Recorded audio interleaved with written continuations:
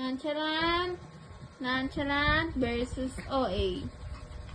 Okay, fight! Duwag naman.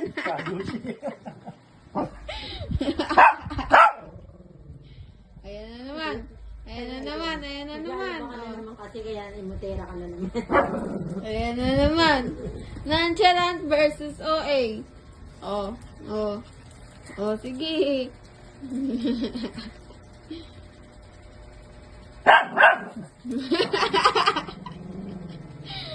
Naglalaro na sila. Laro na.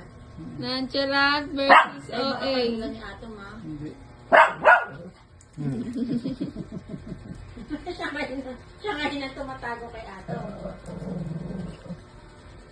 Eh,